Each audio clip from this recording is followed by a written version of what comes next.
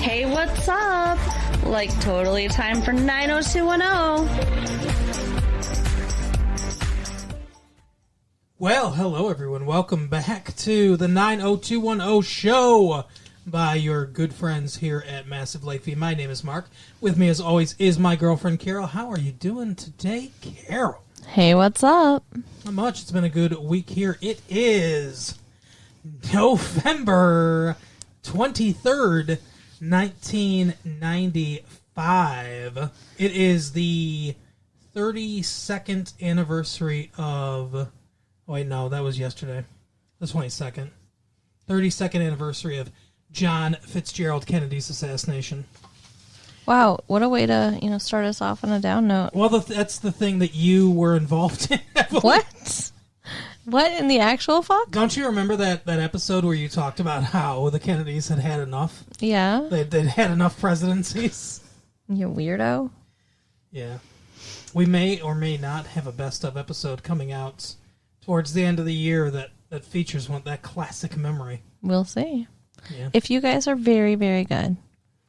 Yeah. If you don't get some coal in your stocking, right, you'll get a nice bonus tape. Although it can be more fun to be on the naughty list. I guess.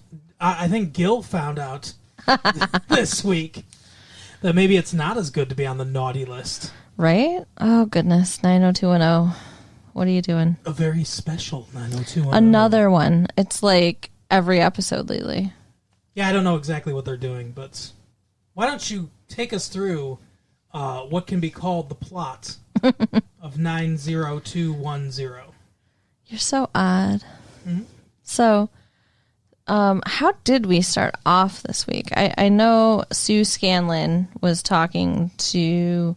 No, we started off at a party. That's where we started off. It was Dylan's birthday. Yeah, at the Peach Pit. He's turning 18. Apparently, Andrea, who we know is like 45, is the only one who's already 18 besides him now. No, it wasn't her. It wasn't? No, it was Tori Spelling. Oh. It was Donna that was like, I'm glad I'm not the only one now that's also 18. Oh, that's why you said, like, when I was like, oh, the two oldest actors have the, first birthdays, and you were, like, talking about how old Tori Spelling is, and I was, like, confused. Now I get it. And that's why he talked to Tori Spelling about voting at the end. Right. That makes sense, yes. Okay, so it's Dylan's birthday. They're having a party at the Peach Pit. The only adult there besides Nat is Gil. Yeah, the teacher. Which would make sense if it was Andrea's birthday or Brandon's birthday. But has he even met Dylan? Like, I do not understand this. I don't think they've shared a scene together. It's so weird. And they were on set together, but they didn't share any scenes together. Yeah. Again. That he's at his birthday. Eating pie. Yeah. Trying to feed it to Sue Scanlon. Dear God, did he? He's like, do you want a bite of cake? And he holds out his fork. Yeah, Sue Scanlon comes in to pick up her order. She is not invited to Dylan's birthday party, which, makes sense because they're not friends. Like, why, again, is the teacher there? Anyway. Was the teacher just there because he likes eating at the Peach Pit? No, because Andrea was talking to him about her grade. Yeah. And he's like, it's a party. Yeah, and he was eating cake. Right. Don't you ever turn off? Yeah, she's like, what do I need to do to get an A in your class? No, that was Sue Scanlon. Oh. Andrea did not ask that. She said something like, why'd you give me a B? I need an A. Why'd you give me a B+? Yeah. Because you didn't suck my dick, Andrea. Right. But Sue Scanlon comes in and... What's weird is Brandon's got an A in his class. Oh, jeez.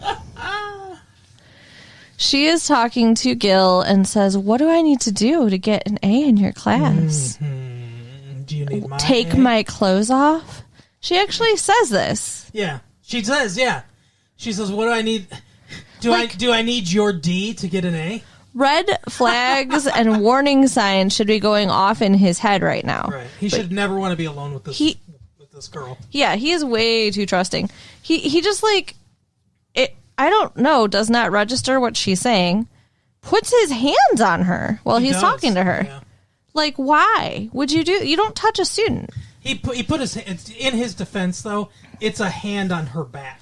Still, He touched her. He didn't need to touch her. He shouldn't have touched her. Agreed. But he's talking to her about, we'll talk at school. We'll figure something out, basically. Which you can see. We'll talk in the motel room off of the Pacific Coast Highway. You can see how this could be a little misconstrued. Andrea's completely like, she like, not eye fucking. What would the phrase be? She looks like glaring daggers. She looks like her eyes are a Nikon camera. Like she's trying to take in every single thing she sees. Yeah, she is staring at them and following every word because I think boring a hole in them. She heard Scanlon say something about taking her clothes off. Mm-hmm. So she immediately was listening and paying attention, which, fine, whatever. But it was Sue who said it, not him. For a virgin, she's very sexually repressed. Aren't all virgins sexually repressed? I mean, she's sexually, she's interested in that. Yeah. Well, I think all virgins are pretty... She has a prurient interest. It's a little, whatever, suspicious that Scanlon is offering to take off her clothes. It's a little whatever, yeah. That is weird. I never put that together till you just mentioned it now, but it is weird that she goes there first. Yeah. She definitely went there first. Mm-hmm. So that's where her mind goes. Mm-hmm. That's kind of a warning sign. Right. So then she goes to talk to him at school. And she's talking about how frustrated and overwhelmed she is. Mm-hmm. And she shuts the door to the classroom while they're talking. Yeah, weirdly. Another red flag that he ignores. And she starts crying about her dead brother and how she thinks that she should be the one to have died. Why are you laughing? It sounds so heartless. She starts crying about her dead brother like a fucking whiner. Oh, your brother shot himself. Yeah, that happened to me last week. Okay. Maybe I am a little callous, whatever. But I'm not really happy with her right now. No. So, she's crying. At one point when we were watching the episode, Carol's response to her was, okay, see you, bye, bitch, or something like that. Yeah. I just think that, entrapment is bad. So, anyways. Ask John DeLorean about that. What does that mean? They entrap John DeLorean, maker of the DeLorean. His company was losing a bunch of money, and some FBI agents or somebody like law enforcement, they were like, "Hey, John, why don't you sell cocaine?" And he was like so desperate for money that he agreed to do it, and then they set up this buy, and then they arrested him. That's terrible. Yeah, agreed. It is completely entrapment. Let's take this person that's not in the drug trade at all, that has nothing to do with drugs, and he's having money problems, and let's set him up to see if he would commit a crime if we tried to set him up. Oh, he did. Okay, well, we're going to arrest him now. Yeah, that's terrible. Yeah. So, okay. Back to Gil and Sue here. Yeah. So she's crying and upset. And he puts his hands... on her face. On her freaking face. And is, trying to comfort her. And then she gets all, It'll be okay. Deep voice flirty. He hugs her, too. Well, we're not even there yet, okay? This is a step-by-step process, okay? Mm-hmm. She gets all deep voice flirty, and she's like... Look at you, trying to make me feel better. I came here to talk about grades, and you're trying to cheer me up. Right. And then they hug. Mm-hmm. And then Andrea, of all people, sees her come running out of the classroom crying. You're missing... Oh, the look. Since you wanted to go blow by blow, okay, you're missing a very important thing. When they pull away from the hug, there is a very definite look between the two of them, I'm about to kiss you look. Yeah. He definitely gives her a look. Yeah. It's not good. No bueno. Which is why, no matter how innocent he is, still don't think he's totally innocent. Well, okay. Because that was, we're not imagining that. It was there. No. And here's the thing. I don't know how much the producers are like, we want to cast as much suspicion upon him as possible. So whoever plays Gil, you gotta play it this way. Right. You gotta, and so that's the reason he plays it that way. So you think it was just a red herring? Well, yeah, I definitely think it was a red herring, but it happened. So we have to, even if it's just the producers saying, we don't want him to be like this, the character, but we want you to play it like this because we want the audience to have doubts about whether you did it or not. They still made that choice, so we have to take it as the character doing that. Right. So he looked at her like he was in a desert and she was a drink of water, okay? Right. That happened. Yeah. And then she comes running out of the room crying. Yeah. With her mascara all smeared and stuff. Which would imply she'd been crying for a while, which makes one wonder what all happened in there. Yeah. And we don't know. At least her eyes have been wet. Oh, jeez. That is so not right. So then we're at a dance club. We're at a dance? No, finish this. Oh, you want me to finish the whole storyline? Yes, finish the whole storyline of Sue Scanlon, and then we can clean up the rest. Well, okay, the next thing we hear is that he is being suspended and under investigation, and everybody... The principal sends him a note in class. Yeah, what in the actual fuck? That apparently says, you're a fucking child molester, right. Or something like that. Because he looks at it and he sees like he's seen a ghost. Yeah, he looks like he's about to puke in the middle of the classroom. So, yeah, like, just call him to your office, bitch. After school. Right. Don't do it in the middle of his teaching. Well, I mean, unless it was the police are waiting for you. Right. Don't let him rape anyone else. But what we find out is that he is under investigation, but Sue's mother has said they won't pursue anything if he leaves quietly. So they'll just close the books on it, and there will be no charges, nothing on his record, and he'll still be able to get a job somewhere. Just shuffle him to another school where he can victimize another child. Isn't that fucked up? I mean, let's just think about this for a minute. What if he really did it? Yeah. I know, it's terrible. And I mean, like, I think about it, and like, does that happen in real life? I don't know. Teachers, Catholic priests. Right?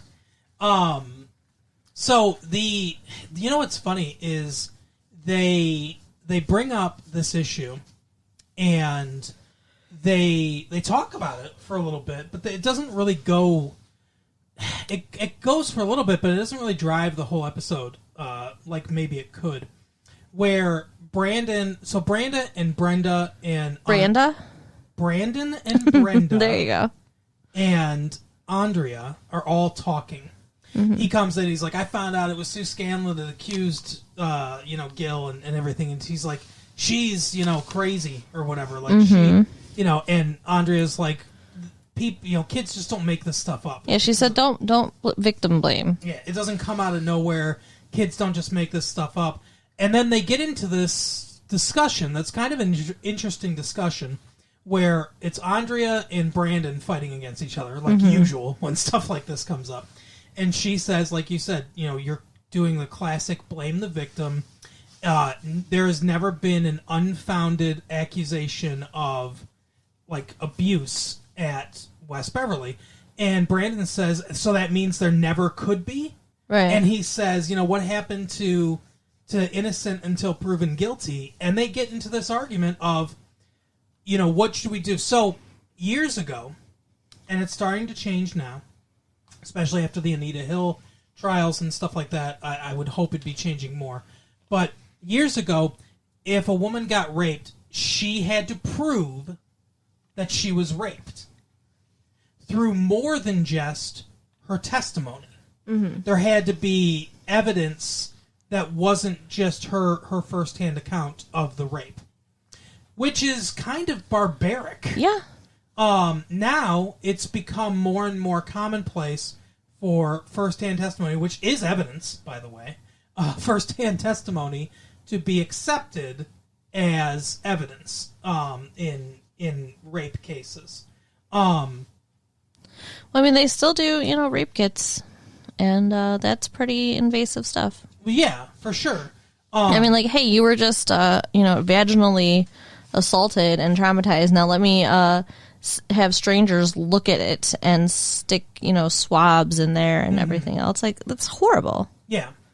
Yeah, understandable that that's displeasurable to people. But it's an interesting debate. So that's what I'm trying to say. Like, it's interesting debate of guilty or innocent until proven guilty for the person being accused. Mm-hmm. And then kind of giving the benefit of the doubt to the accusers as well. It's one of those rare instances of a crime where either one of them could be a victim. Yeah. The person being falsely accused could be the victim if they're being falsely accused, and the accuser of the crime can also be a victim. And it's difficult to know what's what, so it's difficult to know exactly how to treat each case. And I think it kind of has to be taken on a case-by-case basis.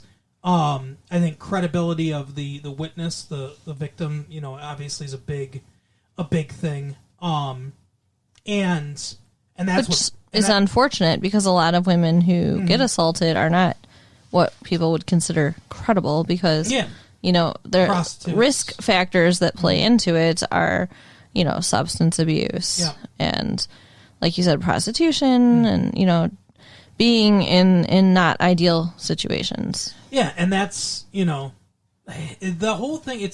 And that's why I think a lot of times it should just be treated as a court matter. Like a lot of times when there's a high profile case, like Mike Tyson, right? It gets played out in the media. It gets played out in the court of public opinion. And that can be really difficult. That can be hard for, everyone involved in the case, even the person accusing, because a lot of times they don't want their business out there, even if they want justice to be done and they want this person brought to, justice and everything. They don't necessarily want their business out for the entire world to see. So, I think you can't completely shut down people's speculation on this stuff like Brandon and Andrea are doing. But I think it should more be a court matter than it should be a public matter. But this isn't going to be a court matter because, again, they're just shutting the door on it. They're just closing it up, and Mr. Scanlon, Gil's supposed to leave. Gil, yeah. So I forgot his name because everybody's calling him Gil now. Gil Hicks. Really? No, that's the guy from Mallrats. So Doug Paging. Everybody is worried about Rob Feature. Some weird names. Yeah. Good. Everybody's worried about Sue. Even Gil is worried about Sue. Yeah. Because Andrea goes to see Gil and she's like, "Yeah, I heard. I talked to her. I know what you did. How could you do that?" I know she what says. You did, you motherfucker. Yeah, like she's just totally verbally attacking him, and he explains to her that when he first started teaching, there was a female student that fell in love with him and came on to him, and he shut it down hard. Yeah, and she killed herself. Yep. And in her note, she said he was the reason she killed herself. Right. So he said he couldn't handle having that on his conscience again. That's pretty heavy shit. I mean, I can't disagree with him on that. So even though he did reject Sue, and she's lying and saying he didn't, he doesn't think that she is emotionally up to some kind of public battle about it, and he's just going to walk away. He doesn't want to call her a liar and have an inquiry and stuff like that because he thinks that would be bad for her. So he's actually being noble. Now, I'm sorry. I mean, fine for the character, and being a woman, whatever. I'm sure guys out there are not going to agree with me, but I don't like the way that this was done because he looks like the frickin' hero here. Now, first of all, we saw the look he gave her. Yeah, he still looked like he wanted to split her in half. Yeah. And, it makes it seem like girls are, often liars about this stuff. And it's not often. Mm-hmm. It goes unreported most of the time. And every once in the great while, somebody reports it when it doesn't happen. But most of the time, it happened. Yep. So, I mean, I don't like focusing on the times that it's a lie because it takes away the credibility from the times that it's not. I agree. And I think that women weren't believed before. Well, women were blamed. I'm not saying, yeah, exactly. I mean, in the Middle East, still, I think in some areas, women will be stoned to death for the crime of being raped. Yeah, Saudi Arabia, stuff like that. Yeah, and I'm not saying that, because people can be falsely accused. I think it's rare. I think it's, as Andrea correctly says, I think it's very rare. It doesn't mean it never happens, and I think, people should be given the benefit of the doubt for the most part, but I don't think you don't. Here's part of the problem. Part of the problem is people always want to take sides. So, like, an accusation like this comes up. Let's say, Bill Clinton. There's a good example. When he was running for president in 1992, around the time that this was happening, actually, there was accusations with Jennifer Flowers, who used to work for him when he was governor, and I think a couple other women or something like that. But there was an accusation of an inappropriate relationship that he had with her while he was the governor of Arkansas. Maybe it was sexual assault. Maybe it was mutual. It's hard to say, right? But here's the thing. When that happens, everyone wants to take a side. I'm on Jennifer Flowers' side. I'm on Bill Clinton's side. Instead of saying, look, I will give both of them the benefit of the doubt. I will give Bill Clinton the benefit of the doubt that he's not the type of person that would assault somebody. I will give Jennifer Flowers the benefit of the doubt that she's not lying. Now let's take it to court. Let's hear what she has to say. Let's hear what he has to say. And, we'll judge it in the crucible of the law where, we burn away all the impurities and the truth is all that's left. Now, it doesn't always work that way. Like, justice isn't infallible, but I still think that's probably the best way to deal with it. And that's kind of what I'm talking about. Both sides should be given the benefit of the doubt. It sounds paradoxical, but it's almost like Schrodinger's cat. You have to have both things in your mind at the same time. And I think this episode would have been better served instead of, like you said, because I kind of agree with you. I don't like that they just made her a liar. I think they should have.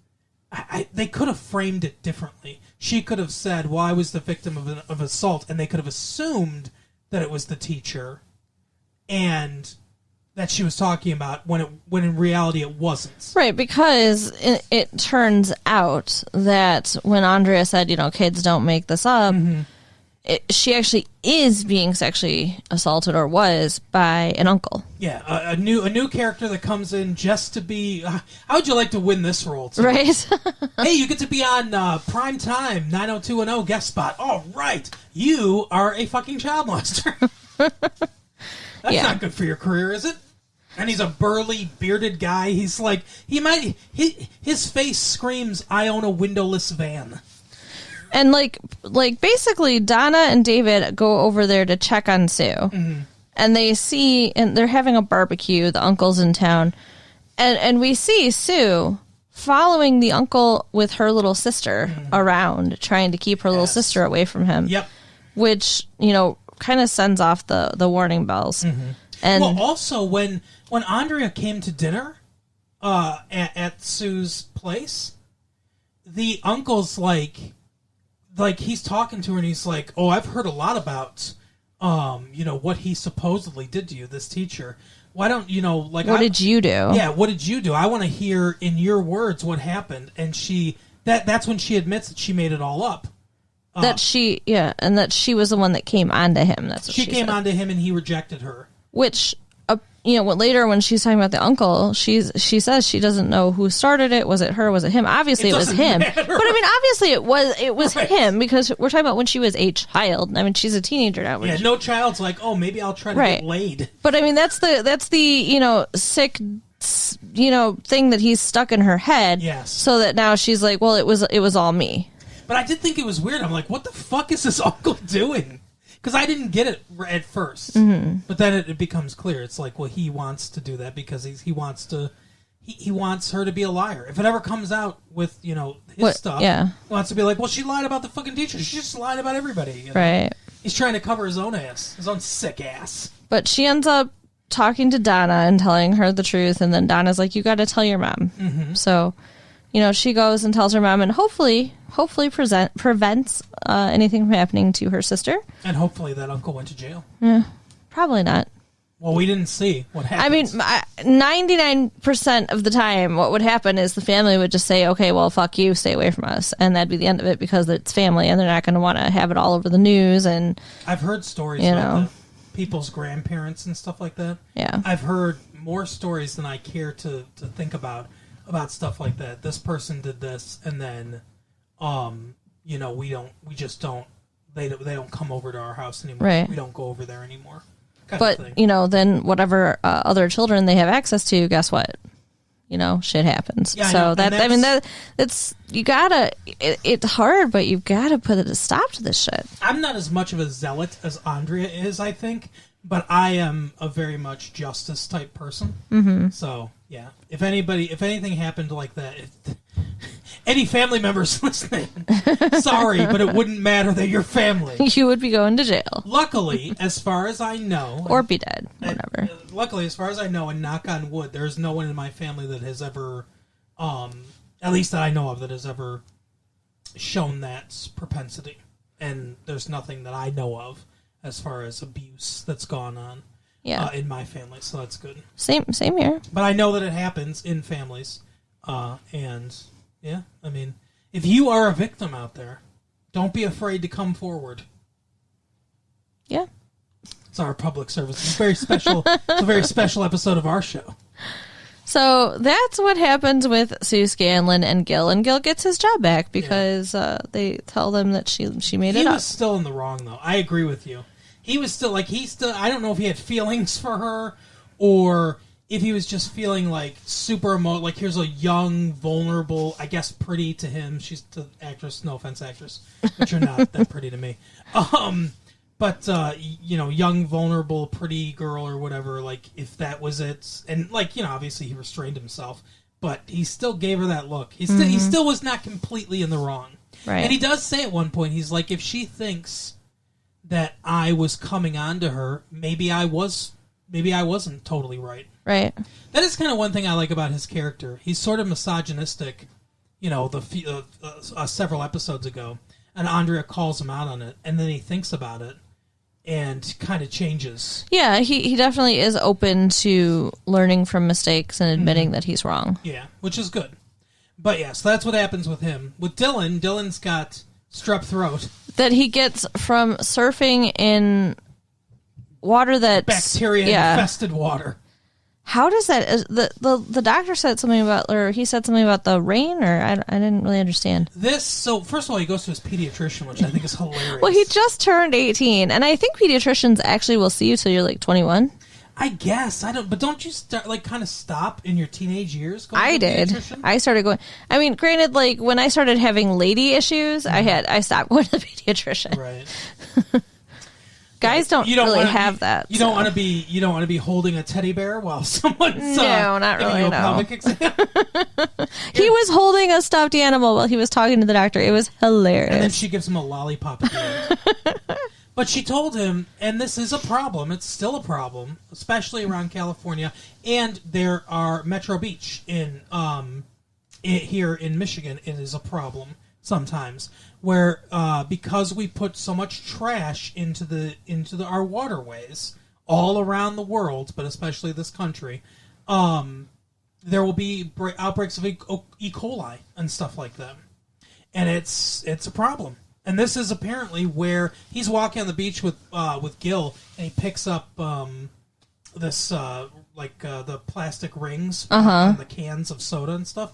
He picks up one of those, and he's bemoaning how people are littering and everything, right? And this is where he got his birth of his environmental thing, where that guy ends up stealing all his money. Yeah. So this is the beginning of him caring about the environment because he got strep throat from surfing in the ocean. Yep. Interesting. So that's what happened with him, and then we got Brandon's subplot. Brandon won't dance as always. But they go to such a fucking just do it, man. I don't get it. They were planning to go to a dance club, so he asked 12 or something David to teach him to dance. Yeah. Supposedly, David offered to do so in one session, and then said that he would need more time to practice, and they didn't have the time. Maybe I don't really know what happened there, but they don't do this. He just Brandon. Pussied out, basically, is what happened. So they go, but he still won't dance, so he gives his girlfriend permission to go dance with other dudes. Like every other dude in the club. She dances with so many guys. And then she asks, his friend, she's like, what is his problem? And they're like, oh, he's a Boy Scout, whatever, he won't dance. So she gets Steve to go out there and dance with her because she wants to make him jealous. And she picks Steve specifically, knowing what she's doing, so she's not acting like an actual horse. She's just pretending. But it's funny that she knows Steve was the one that will go along right. with it. But yeah, so she's Which one of these looks like the biggest douchebag? So she's like grinding all over him, and Brandon gets up and comes over there. And then he's like, calling her out and saying, you've been grinding on every guy in the club. Mm-hmm. Asshole, idiot. Yeah, just dance with your girlfriend. And then she wouldn't have to. She wouldn't have to dance with all the other guys. Yeah, she didn't want to. She wanted to dance with you. So that's a big... She's like, I don't know, there are some things that are too big, because she's like, I don't have differences. Rhythm. Yeah, there are differences that are too big. She's like, yeah, because you don't dance. I mean, that is kind of weird, but like she wants to go out and have fun, and it's like he's a stick in the mud. Yeah. Well, and he left her at that club too. He looks at Steve and says, make sure she gets home okay, right? Like, dude, that's Steve. You're leaving your girlfriend with Steve after she was just grinding on him? Dude. And Steve even said to him, hey, if you guys ever break up, let me know. Yeah, he's a douche. So she says, I'll give you a private lesson, and then if you can't do it, then we'll forget it. So then they slow dance for a minute, and then they fuck. And that inspires Brandon to love dancing. No, we're just assuming they fuck. I mean... That was pretty... They were on the bed making out pretty hardcore. But I don't know. I didn't think that they had that kind of relationship yet. What? Well, I think he slept with Emily, and I know he slept with the girlfriend from Minnesota. Definitely slept with Emily. What are you talking about? But I don't remember that he really slept with anybody else. But they don't bring it up, but I'm sure he does. Well, he just gets around then, doesn't he? Yeah, he's a whore. Alrighty. That's not the image I've had of Brandon now. He's the biggest whore on the show. Because I'll guarantee he slept with an Olympic hopeful. He's spreading his seed all over the place. Lots of little Brandons out there. Yeah, none of whom will dance. Right. But yeah, they can all go live in Utah. She even said, you're not giving it your all when she was trying to dance with him. And he gave her his all. Yeah. Distracting her from teaching you to dance does not count. Right. But they do end up going to a club. And he said that he's into dancing now because he realized that it makes her feel romantic. Mm-hmm. Whatever. So he wants to get laid. So, but we never got to see him dance. Maybe Jason Priestley does not dance. Yeah, maybe he's really shitty at dancing. He put that in his contract. No dancing on screen. He saw David Silver dancing and he was like, no. Well, I definitely wouldn't want to learn those moves either, Brandon. Don't you want to learn how to wildly flail your arms in the air? Oh, there was more flirting with Dylan and Kelly, but I can't remember what it was now. Not much. I mean, they're like just a little. At the end, she was like, "Oh, you're all better now," and he's like, "Yeah, why? Were you worried or something like that?" Or yeah, she was like, "What are friends for?" Then she licked her lips, looked at his crotch. Oh, jeez. I wish they'd just get together. It's annoying me. Well, it's good. Yeah, it's annoying because it's going to happen. Yeah, it's like we're just waiting for it. Yeah. But yeah, that's the episode. That is it this week, children. All right. We will see you next week. Why don't you tell everybody what they need to know? So you can visit our website at retrolatefee.com. Do that. Or you can write us at latefee1994 at AOL.com. Yeah, send us a little message. And tell your friends. Tell every single friend you have about the show. Pass out the tapes. Yeah, please do it. Bye. We need you to. We do. We need you.